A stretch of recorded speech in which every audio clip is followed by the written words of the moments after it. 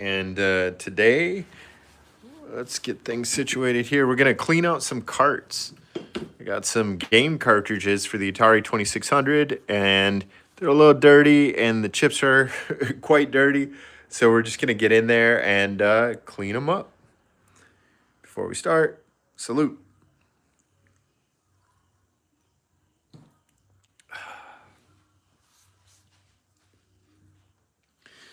Grab our isopropyl alcohol, 91%. We're going to use that to clean off the chips inside of each of the carts. And then I'm also going to use disinfectant wipes to just wipe the labels clean as possible. I've got some pretty sweet games here, and I'm excited to get them cleaned out so that I can play them. So let's start with this one. This is a Magic cart, which I'm a huge fan of these carts because of the way that they're shaped. They're just, shaped a little bit differently than the normal carts. And all these games are so much fun. Like, I think I have 6 of these Magic games, and they're all like a blast to play. So, yeah, let's get it cleaned up and make sure that I can actually play it. So, see a little bit of dust in there, but this one's not too bad. Get some alcohol on my Q-tip. And I'm just going to get in there and just get any dirt, grime, buildup, etc. off from the chipboard here. And it's like these little chips need to be super clean. Otherwise, like, the game might not work correctly, or it might not load at all. So just going to make sure it's clean, and then we can go through and just wipe out any dust that's in there.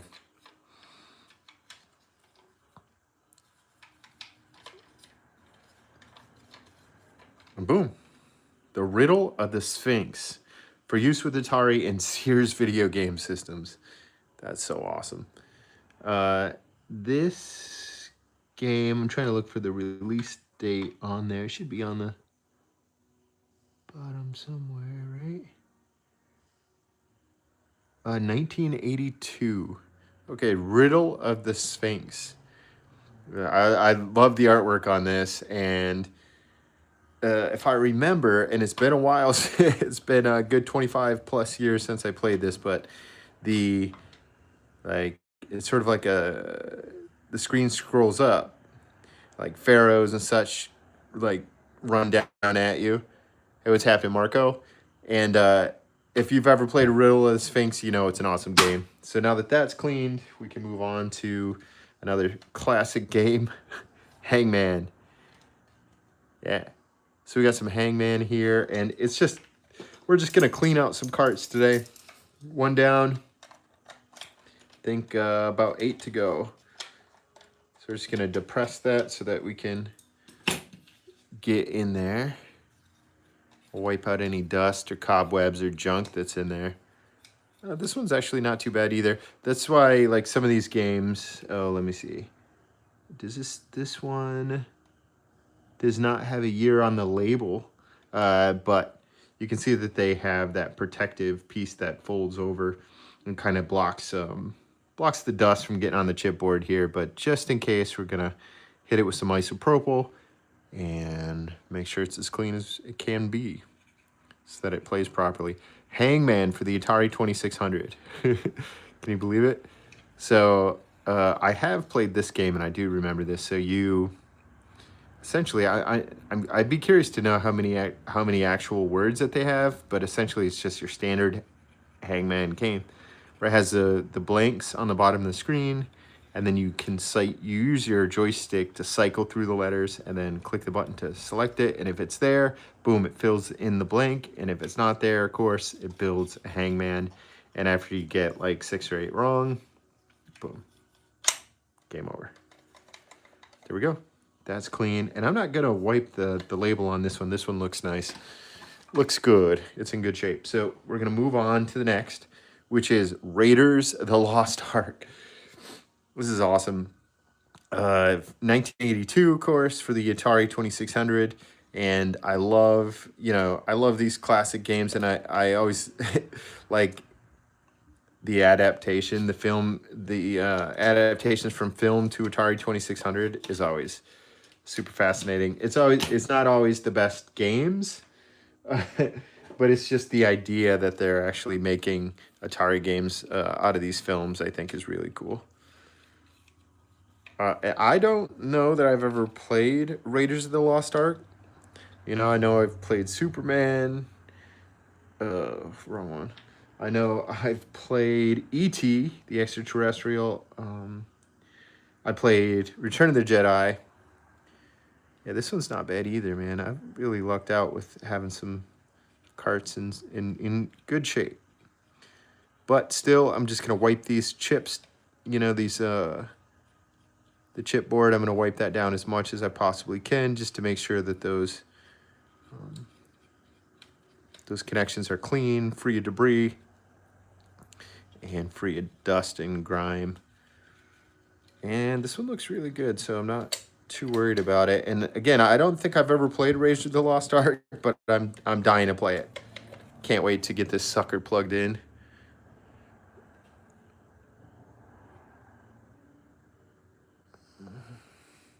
Run a daily Bible verse for you if you want. Yeah, I don't mind. I'm just gonna clean carts, and if you want to give me a daily Bible verse, I'm not gonna stop you. Make sure that the card is clean on the outside. Make sure the label's clean. Again, this is a Magic game, which I always love. 1 or 2 player game, and produced in 1982, and this is Atlantis. So if I remember correctly, like, you play as Atlantis. So you see your city underwater, and you control 2 laser blasters, and you sort of protect Atlantis by shooting down ships that are trying to attack. And if the attacking ships destroy all of your bases inside of Atlantis, then you lose.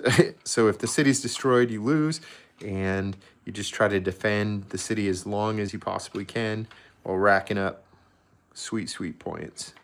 Yeah, again, that was pretty clean. So move these over here, and classic by Activision, of course, Pitfall.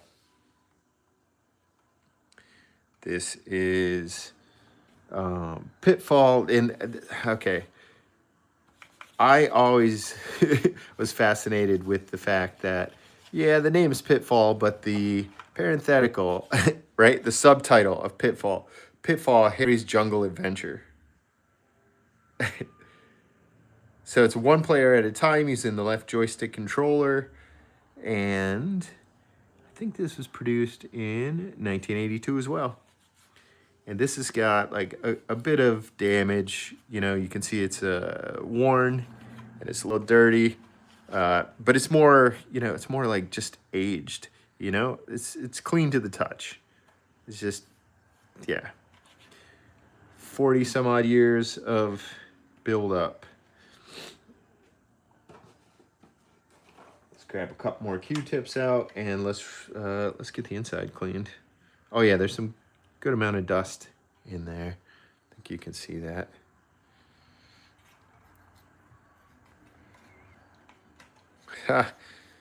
Makes you feel old. No, it's showing it, man. These are classic games, and yeah, I know. I remember playing them. They're a little before my time. 1982 is when Pitfall was released. At least this cart is dated 82. And like I said, a little before my time, but man, I remember playing it as a kid and just absolutely loving it. Just get hooked, and I played on the joystick controller so much that my hand would hurt. Man, I had all the great games too. There's a couple games that I don't have, like Towering Inferno, which I used to have as a kid and I loved. Trying to think. Some other classics. I always loved E.T., even though it was tough. The Spider-Man game, man. I love that. I need to get a... I currently want a copy so that I can play that game again. I mean, I've played every system. You know, I was always a Nintendo kid, Nintendo, SNES, etc. Hey, you made it, Brett. Cool, man. Thank you for joining us. We're just cleaning some carts tonight. Next, we got Cosmic Art. And again, this is another Magic game. And also released in 1982. So we're just going to get in there and get some of that dust out as much as possible anyways. Just going to clean the outside. Ah, nice. First game system was SNES, which is amazing. Yeah, man, this Super Mario World was such a great game. Loved it. Oh, no, the Atari was definitely before the SNES. So the Atari, I think, was released in 77, if I'm not mistaken, which is a little before my time. But they continued to produce games until like around 87, 88. And then in 1989, the original Nintendo NES came out. And then Super Nintendo came out. I'm not sure when Super Nintendo came out, actually.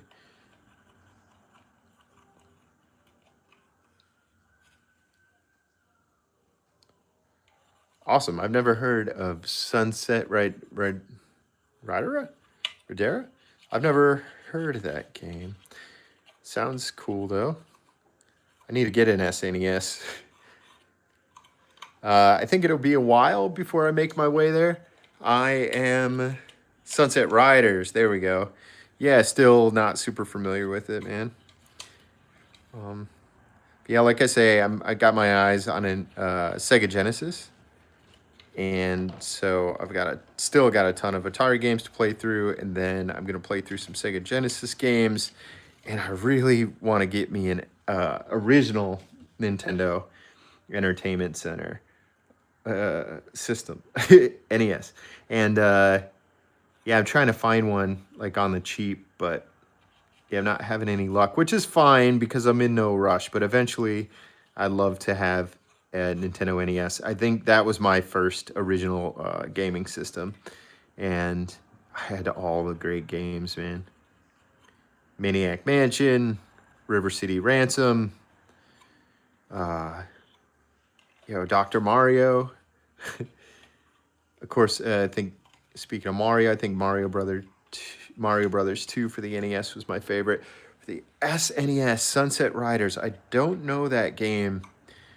But SNES had a ton of classic games. Clay Fighter, yeah, I think Clay Fighter, was that for the Super Nintendo?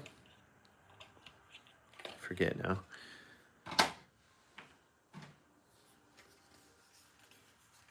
Yeah, no, I'm with you. Definitely. Yeah, I definitely had the Nintendo Game Genie as well for the NES.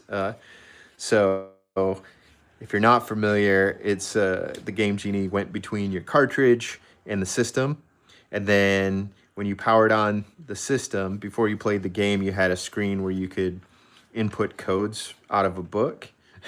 And then those are cheat codes, so you could get like unlimited life or invisibility or unlimited stars on Mario Brothers, or like, you know, yeah, all kinds of cool cheat codes. It was pretty sweet. Oh yeah, so this, sorry, I'm not paying attention here. The game Kaboom by Activision is a fun game, man. This is a blast. So basically this guy, I always thought he was a robber. I'm not sure if that's true. I might have to read up on the plot of this game. But essentially you have to collect the bombs as they're dropped from the top, and if you don't, kaboom. But yeah, this is a classic one. I think it was released in 1981. There it is. We're just gonna clean out this chip and make sure the contacts are nice and clean. And it doesn't look too bad. but we definitely got some grime off there, if you can see that. Oh, Donkey Kong Country, yeah, that was a great one. Okay, just 2 more games to clean out tonight. We got Stampede, another Activision game. I think it's awesome that like you get the conceived and designed by Bob Whitehead for use on the Atari video computer system. And this is from 1981 as well. But I think it's just cool that you get the designer's name right under the title. Very cool.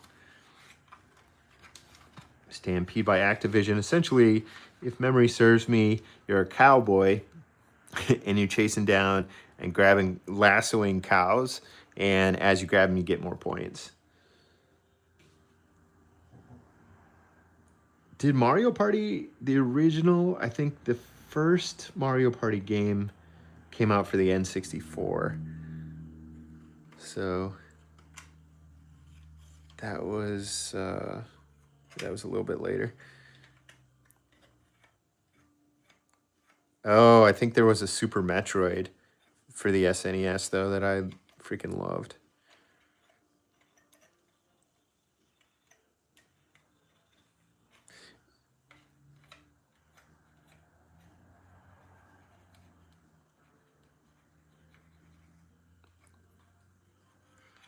Yeah, so this one's not actually too bad, which is great. Clean. And the last game is Dig Dug. Now this, talk about addictive. This is one of those games that I could play forever, man. Released in 1982, the Underground Smash arcade hit. That's right. The game that would take all my quarters back in the day. Dig Dug. Love this game. And yeah, they have this to keep the dirt off the out of the cart, which actually usually works pretty well. But I just to be sure, I want to hold it down. Man, I want to hold it down and clean the chips.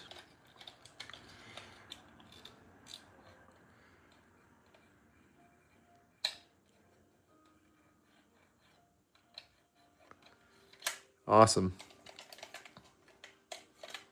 There it is, 10 carts clean. Can't wait to play these games. Thanks for tuning in. Brett, glad you had a chance to check out a live, man. Thanks for joining us. Everybody, thanks for tuning in. And, oh yeah, just to answer your question there. I use the 91% isopropyl alcohol to clean out the carts. And let's see, like some of these are easy to access like this, especially wherever you see those little gold connector on there. You want to make sure that those teeth are super clean and there's no gonker buildup, because otherwise it makes it tough to, sometimes the game won't load if they're not clean. So, yep, just hit it with some high percentage isopropyl alcohol, and that'll make sure that it dries quickly and doesn't leave any sort of residue. And you should be in good shape. So yeah, like, I wish all games for every system was this easy to clean. Anyways, thanks a lot for tuning in, guys. Yeah, check back often. Nick White Classics. We're going to play all these games eventually. So don't miss it. Thanks for tuning in. Have a good night.